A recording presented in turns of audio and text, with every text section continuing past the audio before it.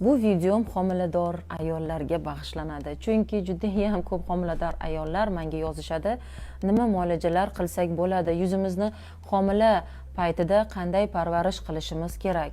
Homilador ayollarga bilasiz, mana bilgan mijozlar bilishadi, hech qanday inyektsion muolajalar, ya'ni mezoterapiya, biorevitalizatsiyalar, botokslar, fillerlar qilinmaydi qizlarjonlar. Bu narsa homiladorlarda sinalmagan, shuning uchun buni qilib riskovat qilish kerak emas. Demak, homiladorlarga korolevskaya chistka, yuz parvarishlari, maxsus homiladorlar uchun pilinglarimiz bor, pilinglarni qilish mumkin.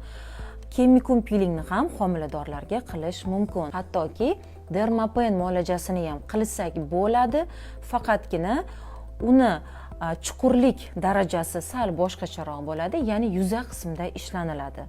Demak, eng yaxshi yo'li qizlarjonlar, homilador bo'lsangiz, muolajaga kelib, yuzingizga, teringizga qarab turib, tavsiyalar olish va uy sharoitida mani o'rgatadigan tavsiyalarimga asosan barcha uy parvarishlarini qilishingiz shart. Ya'ni yuz yuvish, toniklarda artish, sivrotkalar surish, yuz terisiga mos, allergik reaksiyalar bermaydigan, hech qanday vitaminlar aralashmagan, ya'ni sitrus mevalaridan olingan vitamin C masalan, o'sha vitaminlar aralashmagan sivrotka kremlar ishlatishingiz mumkin va eng asosiysi, esingizda qo'ying, homilador bo'lsangiz SPF kremdan birinchi kundan boshlab oxirigacha foydalanishni unutmang.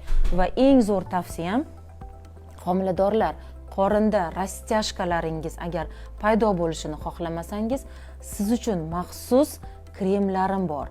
O'sha kremlardan foydalanib yursangiz, qorin qismida yoki badaningizda hech qanday rastяжкаlar paydo bo'lmaydi. Sog' bo'linglar, salomat bo'linglar. Ko'p gapirib yuborgan bo'lsam, ming bor uzr. Sizlarni yaxshi ko'raman chunki.